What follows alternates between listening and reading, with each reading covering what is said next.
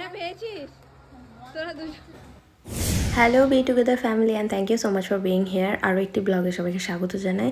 আজকে ছিল 16th April আর আজকে আমার জন্মদিন। আর আমাদের পাড়ার রক্ষাকালী বারোয়ারি কালী পুজো একই দিনে পড়ে গেছিলো।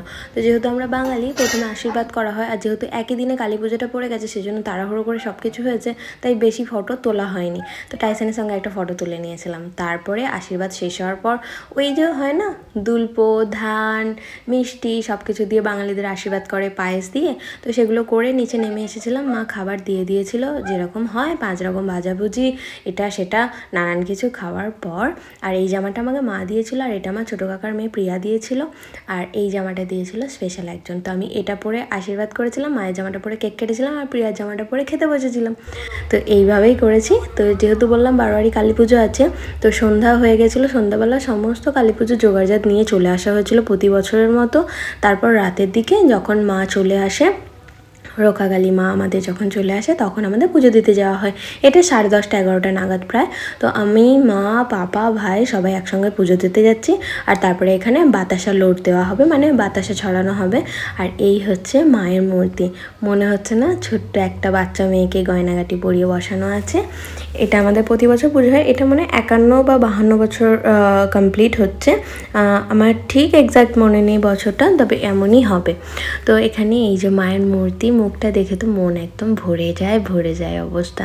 তারপর একটা সেলফি তুলে নিয়েছি আমরা ফ্যামিলি মেম্বার 4 জন মিলে। তো ভাই তারপর গেটের কাছে দাঁড়ালো, মা ভিতরে ঢুকে গেছে। এবার আমি যাবো আমার ছোটো কাকার বাড়ি প্রিয়ার সঙ্গে দেখা করতে, কারণ এই যে প্রিয়ার ছেলে শিবম ও এসে গেছে, প্রিয়াও এসে গেছে। যেহেতু আমরা সবাই একসঙ্গে ঘুরবো, তো আমি মনে 2-3টে চেঞ্জ করবো জামা কাপড়, আর প্রিয়াও করবে, যেহেতু সারা রাতের পুজো। তবে এখানে বলে নিই, আমি কিন্তু কোনো বছর সারা রাত পুজো দেখিনি আর জাগিনি।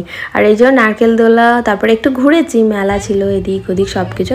আর এখানে এসে দেখি, মানে কাকার বাড়িতে এসে দেখি আমার ভাই আর প্রীতম দুজনে গান যেই শুনেছে নাচ করতে আরম্ভ করে দিয়েছে, মানে জোশ অন্য লেভেলে।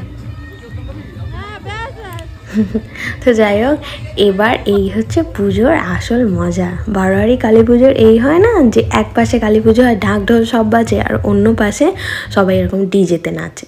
তো যাই হোক, তারপর প্রিয়া একটা আইসক্রিম কিনেছে, ওটা আমরা খেলাম। খাওয়ার পর মাঝখানে একবার চলে গেছিলাম বাড়িতে চেঞ্জ করার জন্য, কারণ ভীষণ গরম হচ্ছিলো।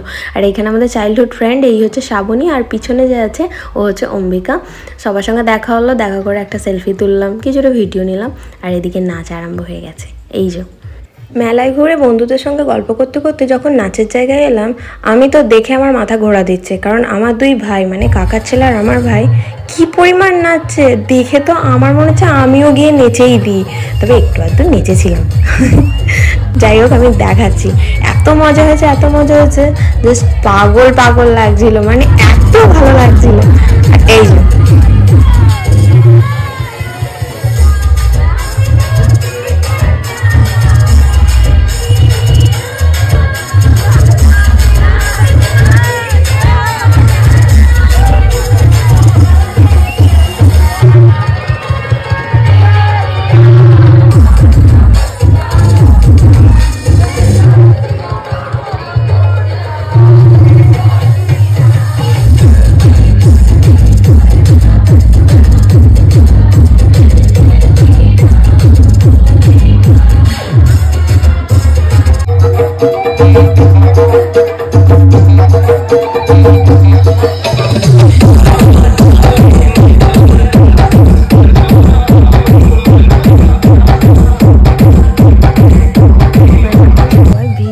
মজা করেছি। আর আমার যেহেতু এটা প্রথমবার সারা রাত জেগে কালী পুজো দেখছি, তো আমার ভীষণ ভালো লেগেছে। তারপরে কখন জানি ভোর হয়ে মায়ের পুজো শেষ হয়ে গেল, আর মাকে বিসর্জন দেওয়ার পালা এলো।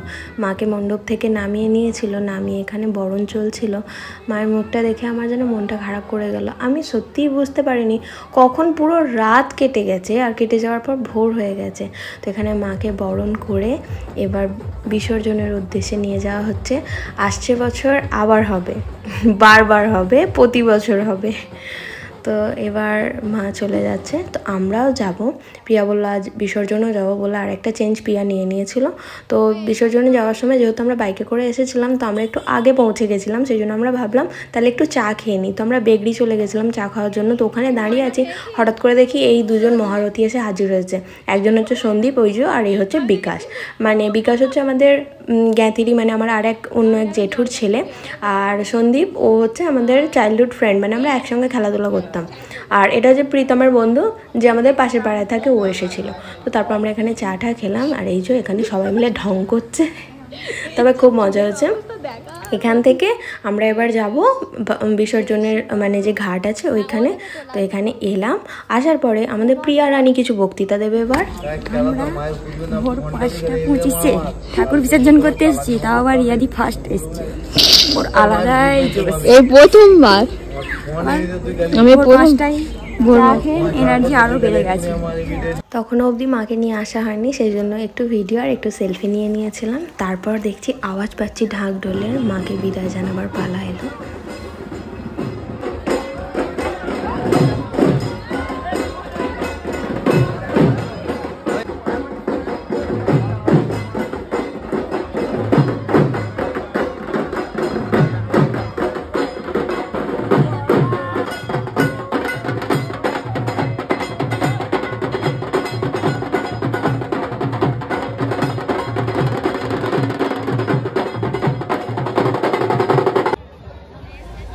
ঘাটে মা এসে গেছে, এবার এখানে বরণ চলবে।